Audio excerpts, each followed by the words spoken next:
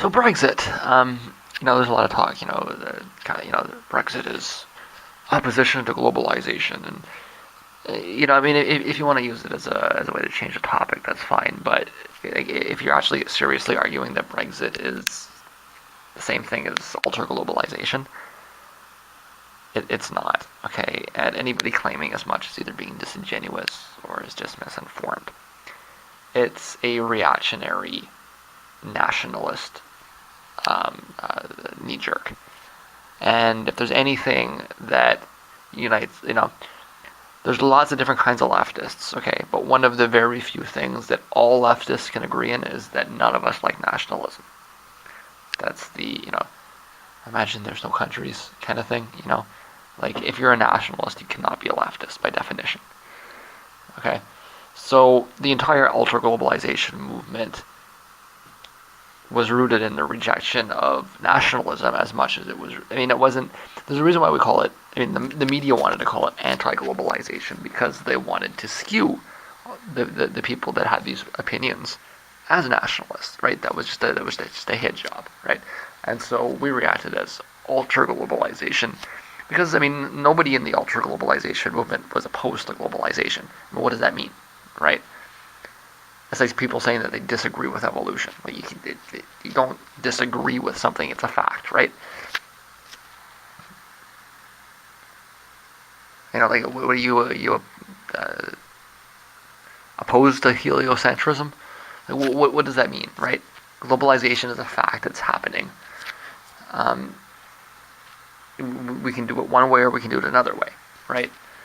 And what we don't like is the idea of globalizing under a model of corporate dominance, right? We don't like that. We want more democracy when we globalize, right? So even when we talk, even using the term anti-globalization is conceding the point before we begin the discussion, right? But if you talk to these ultra-globalization protesters, the type that want things like fair trade, one of the things that we argue for very loudly and very forcefully is free mobility.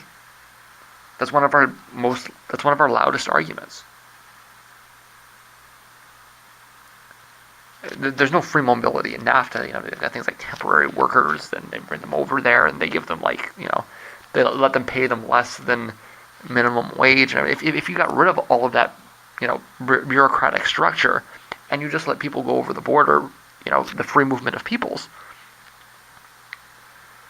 then you would largely abolish a lot of the problems that you have with wages, right?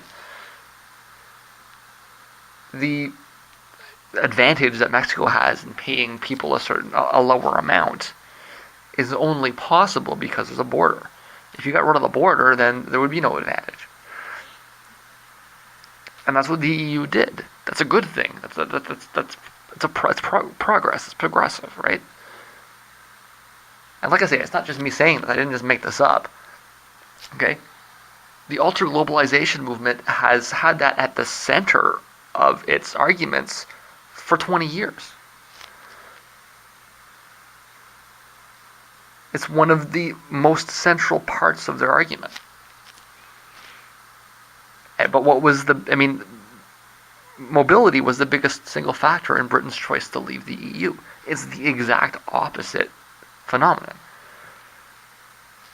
People, opposed to globalization are arguing for more mobility so that, there's less control over wages. And in Britain, they were arguing for less mobility because they were misled by idiots, right? Brexit was not about fair trade.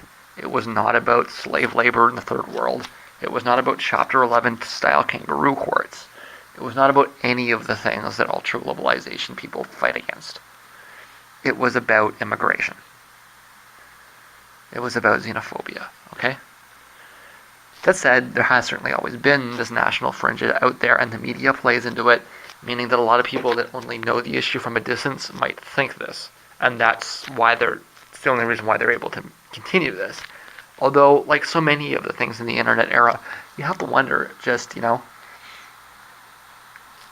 This is a little bit behind us, so this stack of cards might still be there.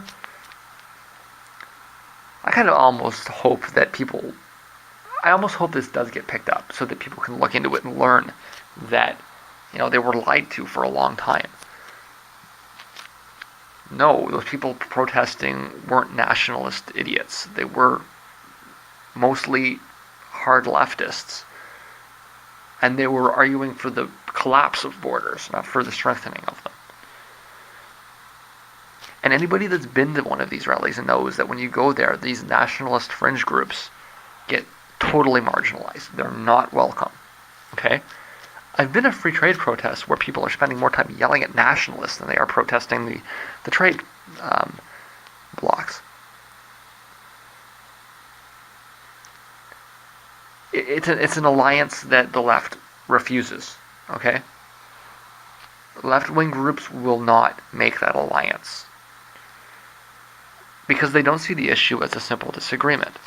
These national groups that show up to protest at these events are often associated with fascist groups like the LaRouche PAC, or openly racist groups, Nazis, KKK groups, and there's a lot of thinking that a lot of them are actually cops even.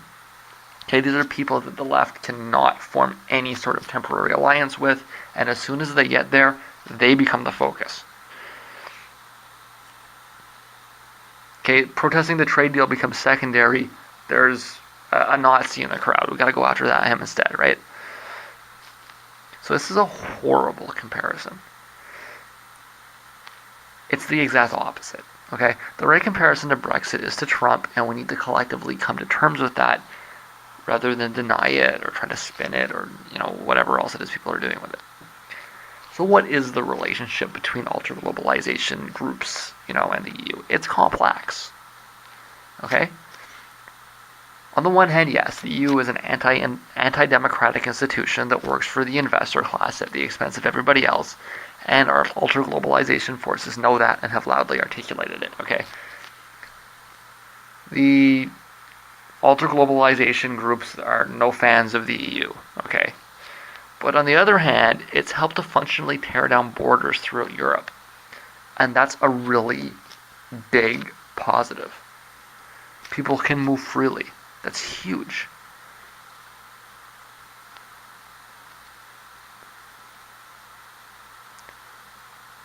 It's torn down tariffs. That's massive. So when something is complex, the diversity of opinions reflect it, right?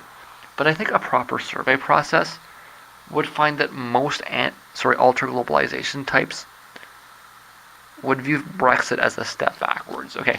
There's going to be a huge, huge spectrum, okay? But however it is that you fall into that spectrum, almost nobody is going to think that going back to, 19th century, nationalism is the right approach. You're going to see a huge, huge diversity of, do you want to work in the EU and change it? Do you want to, fight the EU and Britain, right? Do you see them as equivalent? So let's fight Britain, the British state, and the EU. Do you want to try to get into the EU and change it from the inside? Do you want to just kind of ignore it and build council democracies? You're going to see all kinds of different approaches, okay? But nobody is going to say, okay, let's go back to, 19th century nationalism. That's inherently right-wing. It's inherently bourgeois. Okay, it's just not right. So when you hear this, and you're going to hear it, I've already seen a bunch of people talk about this, it's just wrong. Okay, and it's not wrong in a naive sense. The media is telling you this because it wants you to think that. It's lying to you on purpose and trying to confuse you.